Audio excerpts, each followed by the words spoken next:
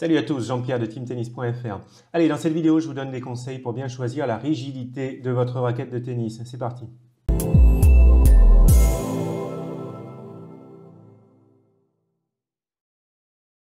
Allez, on parle de la rigidité des raquettes de tennis. Avant de démarrer, pour vos achats de matériel de tennis, je vous invite à aller sur le site Tennis Warehouse Europe avec lequel je suis partenaire. C'est très sympa si vous cliquez sur mon lien affilié pour aller faire un achat sur ce site. Comme ça, vous indiquez que vous venez de ma part et ça m'aide à continuer les vidéos que je fais sur YouTube. Vous trouvez mon lien affilié en cliquant sur les fiches par ici. Mon lien est aussi dans la description, sous la vidéo, et vous pouvez utiliser l'adresse qui s'affiche directement sur la vidéo. Allez, on y va. Donc la rigidité des raquettes, ça correspond à la capacité du cadre à se déformer lors de l'impact avec la balle. On exprime la rigidité avec une unité qui s'appelle le ramen, abréviation RA. On peut voir ça sur les raquettes de tennis ou alors sur les sites de vente en ligne. Les valeurs vont à peu près de 54 à 76 pour les raquettes qui sont actuellement disponibles sur le marché quand je fais la vidéo. Plus la valeur est basse, plus la raquette est souple. Plus la valeur est élevée, plus la raquette est rigide. On classe les raquettes en 3 catégories selon leur rigidité. Rigidité inférieure à 65, on est sur des raquettes souples. Valeur entre 65 et 69, on est sur une rigidité intermédiaire, c'est polyvalent.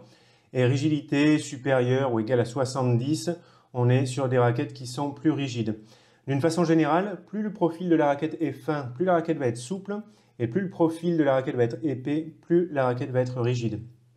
Donc la rigidité de la raquette, ça va influencer l'absorption de l'énergie qui est transmise par la balle à l'impact. Donc ça va influencer la puissance de la raquette, ça va influencer les sensations de jeu, même si ce n'est pas évident, tout ça va se mêler avec les autres caractéristiques de la raquette, avec le type de cordage, avec la tension du cordage, mais forcément la souplesse, la rigidité de la raquette, ça peut jouer sur les sensations de jeu.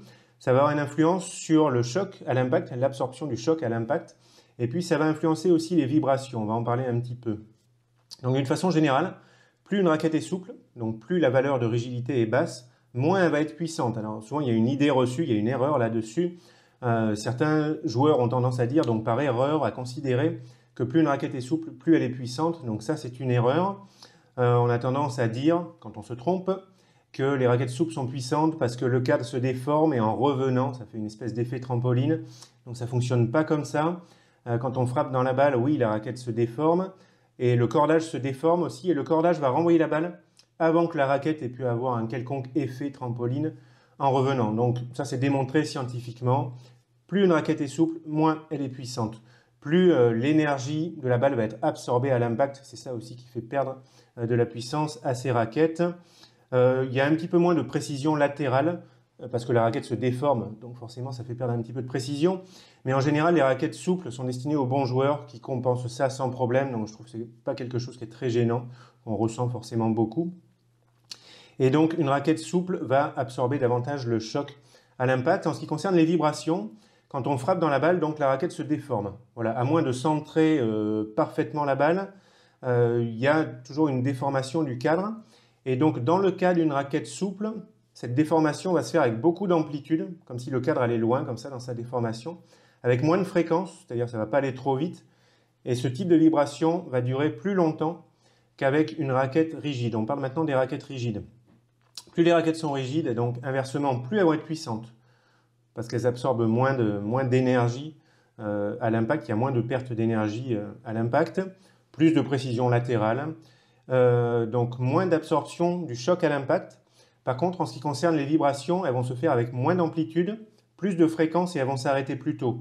Donc avec une raquette souple, la déformation ressemble à ça, grande amplitude, pas trop rapide, ça dure longtemps. Et avec une raquette rigide, ça va faire comme ça, moins d'amplitude, plus de fréquence et ça va s'arrêter plus tôt. On va parler maintenant un petit peu du confort, parce que là, c'est pas évident. On a tendance à dire que les raquettes rigides, c'est dur pour le bras. En même temps, on voit pas mal de joueurs qui jouent avec des raquettes rigides et tout le monde n'a pas forcément mal au bras en jouant avec une raquette rigide. Donc, j'ai cherché des études vraiment, là, j'ai passé du temps à chercher des infos là-dessus, l'impact de la rigidité des raquettes sur d'éventuelles douleurs au bras, c'est pas du tout clair. Donc je ne vais pas pouvoir vous donner une info précise par rapport à ça. Je ne veux pas véhiculer des infos un petit peu bidons dans les vidéos. Donc ce que je peux vous dire, c'est que de ce que j'ai vu dans les infos que j'ai pu avoir, les raquettes rigides semblent moins intéressantes que les raquettes souples du point de vue de l'absorption du choc à l'impact. Okay, raquettes rigides, l'impact va être moins absorbé parce qu'il y a moins de perte d'énergie avec une raquette rigide. Par contre, en ce qui concerne les vibrations, il semblerait que les vibrations de grande amplitude et avec une fréquence plus faible et qui durent plus longtemps sont plus nocives, on va dire, pour le bras que des vibrations qui ont moins d'amplitude et plus de fréquence, donc le cas des raquettes rigides.